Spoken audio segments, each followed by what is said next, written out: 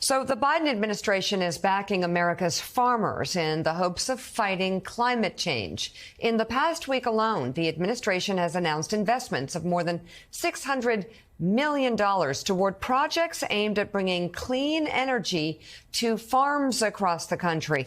Joining us now, the U.S. Secretary of Agriculture, Tom Vilsack. Thank you very much for being on the show this morning. If we could start with the state of America's farmers, if you could. I don't think a lot of viewers really take into consideration the extreme weather just in the past year and how it has crushed the farming industry, from the mega drought in the west to Hurricane Ian on the east. Give us a sense of the price farmers have paid due to extreme weather. Well, Mika, the great thing about American farmers is their resilience. They are tremendously productive. Despite the droughts, despite the climate change challenges, because of technology and innovation and productivity, we continue to produce a tremendous amount to feed ourselves and the rest of the world. And that's one of the reasons why we are now enjoying literally a record farm income in farm country. Now, the challenge is that it's not necessarily farm income records for all farmers. And one of the challenges is to figure out ways in which we can make farming more profitable, not just productive, but also profitable and sustainable. And that's the reason why I'm so excited about the transformational opportunities that we have in agriculture with climate change and climate smart agricultural commodities. You mentioned the investments, a tremendous opportunity to put millions, tens of millions of acres into sustainable practices. And ultimately having technology and farming coincide with the fight against climate change?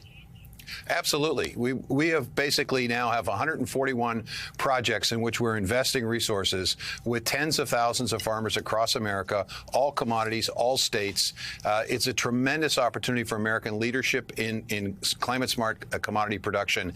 And the great thing about this is it's not only sustainable, it's not only better for the environment, it's also going to be more profitable for farmers of all sizes. The announcements we made this week are focused as well on smallholder farmers, underserved, historically underserved farmers are also going to be able to participate. So it's a unifying effort here among American agriculture, and it's a transformational moment for American agriculture, which really gets us excited over at the Department of Agriculture. Any connection, though, with food prices? Will they be coming down anytime soon? There's, obviously the inflation and also the war in Ukraine impacting both. You know, the good news is that the rate of inflation, food inflation, is coming down. But when you take a look at the numbers inside the numbers, what you're going to find is baked goods are driving some of that inflation. Why is that? Because Russia's unprovoked war in Ukraine has roiled the wheat markets. When you look at egg prices, why are egg prices going up? Because we are dealing with avian influenza. So there are multiple reasons for this, but the good news is it's coming down, and we expect that's going to continue. Why? Because American farmers are incredibly productive, and we have an efficient system, and we're now building a more resilient system.